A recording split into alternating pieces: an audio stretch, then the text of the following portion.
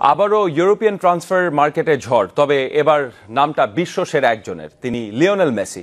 British ও Spanish মিডিয়ায় জোর গুঞ্জন ম্যানচেস্টার সিটিতে যাচ্ছেন এ বার্সা তারকা। রিলিজ ক্লজ ধার্য করা হয়েছে ৩০০ মিলিয়ন ইউরো টাকায়, যার পরিমাণ ২৮০০ কোটি টাকারও বেশি।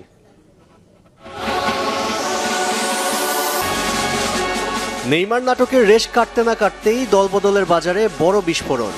ব্রিটিশ ও স্প্যানিশ মিডিয়ায় চাঞ্চল্যকর দাবি ম্যানচেস্টার সিটিতে যাচ্ছেন বিশ্বসেরা ফুটবলার লিওনেল মেসি।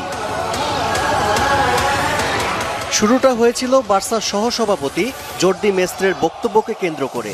তিনি জানান এখনও নতুন চুক্তিপত্রে সই করেননি LM10। এরপরই স্কটিশ পত্রিকা ডেইলি রেকর্ড দাবি করে বার্সেলোনার একটি রেস্টুরেন্টে মেসির এজেন্টের সাথে আলোচনা করেছে সিটিজেন কর্তারা।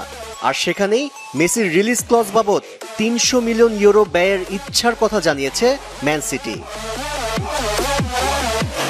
মেসির সাথে ক্লাবের চুক্তি নবায়ন না হওয়ার পেছনে হোসে মারিও বার্তামিউকে দায়ী করেছেন সাবেক বার্সা সভাপতি হুয়ান লাপোর্তা।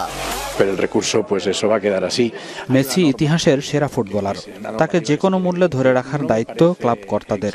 তবে আমার মনে হয় সে খুশি নয়। শুধু লাপোর্তা নয়, ক্লাবের বিভিন্ন সূত্র হতে জোর দাবি বার্সেলোনা ছাড়তে চান লিওনেল মেসি। স্কোয়াড আর ক্লাব ব্যবস্থাপনা নিয়ে অসন্তুষ্টি এর মূল কারণ বলে মনে করেন মাদ্রিদের ক্রীড়া সাংবাদিক আলফ্রেদো দুরো। নেইমারের চলে যাওয়া মেসি মেনে নিতে পারেননি। স্কোয়াড নিয়েও তার আপত্তি আছে। ম্যানচেস্টার সিটি যদি বিশাল অর্থ খরচ করতে পারে তাহলে মেসির ক্লাব ছাড়ার সম্ভাবনা প্রবল। এত কিছুর আড়ালে আরও একটি কারণ স্পষ্ট, পেপ গার্দিওলা।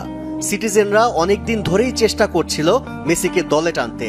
কৌশলগত কারণে মেসির পুরনো গুরু গার্দিওলাকে কোচও করে সিটি। গার্দিওলার সাথে সুসম্পর্ক আর সীমাহীন অর্থকে কাজে লাগিয়ে লিওনেল মেসিকে ম্যানচেস্টারে উড়িয়ে আনতে চায় ক্লাবটি, যদিও সরাসরি কোনো মন্তব্য করতে নারাজ সিটি কোচ। আমি ঠিক জানি না, নিশ্চয়ই কারো কাছে এত টাকা আছে, আরো খরচও করতে চাইবে, তাহলেই সম্ভব। কাতালান সমর্থকদের বিশ্বাস ক্লাবের এমন ঘোর বিপদে বার্সা ছেড়ে যাবেন না লিওনেল মেসি।